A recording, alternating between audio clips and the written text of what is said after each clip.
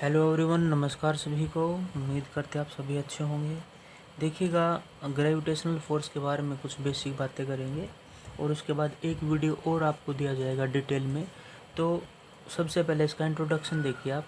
क्या आपने कभी इस सिचुएशन पे विचार किया है कि मान लीजिए ये हमारा सन है।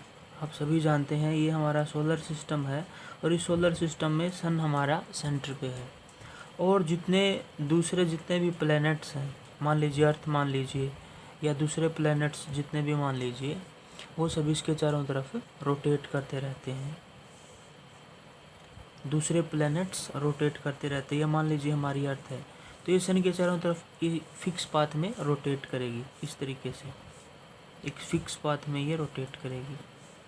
तो अब ये जो अर्थ है ये सन के चारों तरफ रोटेट क्यों करती है? क्या आप इस प्रश्न का आंसर जानना चाहेंगे? तो आप में से कईयों को पता भी होगा कि इसका आंसर हमारे पास एक ग्रेविटेशनल फोर्स है। ग्रेविटेशनल फोर्स और सेंट्रीपिटल फोर्स, ये दोनों ही इसका रीज़न है। इसी तरीके से अगर हम बात करें, मान लीजिए हमारे पास कोई ऑब्जेक्ट है और वो ऊपर से नीचे अपने आप आ जाता है। मान लीजिए हमारे पास ये कोई बॉल है और हमने इसको ऊपर फेंका तो ये ऊपर से धीरे धीरे धीरे धीरे ऐसे नीचे आएगी, अपनी पोजीशन को चेंज करती रहेगी। पहले ए पॉइंट पे थी, फिर बी पॉइंट पे है, फिर सी पॉइंट पे है। तो किस वेलोसिटी से ये नीचे आएगी? तो इसकी जो वेलोसिटी होगी वो डिपेंड करेगी एक्सेलरेशन ड्यू टू ग्रेविटी पे। एक्सेलरेशन ड्यू टू ग्रेविटी इस फैक्टर पे डिपेंड करेगी इस बॉल की वेलोसिटी कि ये कितना फास्ट नीचे आएगी। यानी कि मैंने आपको यहाँ पे दो एग्जांपल बताए कि ये जितने भी प्लैनेट्स हैं ये सन के अराउंड रोटेट करते रहते हैं। क्या रीज़न है इसका? क्यों ये अपने सन से दूर नहीं हो जाते?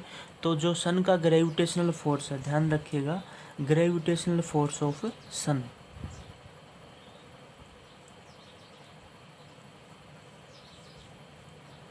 फोर्स ऑफ सन, यही वो कारण है जो कि इन प्लैनेट्स को अपने से दूर नहीं जाने देता। यानी कि ये जो सन है और ये जो अर्थ है,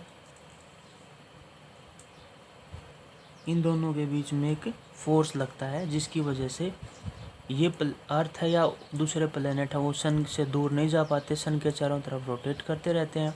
इसी तरीके से अगर हमने किसी बॉल को ऊपर से नीचे फेंका तो वो नीचे आती है। और किस वेलोसिटी से नीचे आती है? एक्सेलरेशन ड्यू टू ग्रेविटी से नीचे आती है, जिसकी वैल्यू है जी से डिनोट करते हैं। और इसकी वैल्यू हमारे पास 9.8 मीटर पर सेकंड स्क्वायर, क्योंकि एक्सेलरेशन मीटर पर सेकंड स्क्वायर में यहाँ पे होगा। तो स्टूडेंट्स, आपने देखा ये कुछ बेसिकली एग्जांपल्स हैं हमारे जहाँ पे हमें ग्रेविटेशनल फोर्स देखने को मिलता है। इसकी वैल्यू क्या होगी उसके लिए हम आपके लिए एक सेपरेट वीडियो लेके आ रहे हैं। तो इस वीडियो को आप समझिए और इसके बाद आपको एक वीडियो और मिलेगा। Thanks for the watching.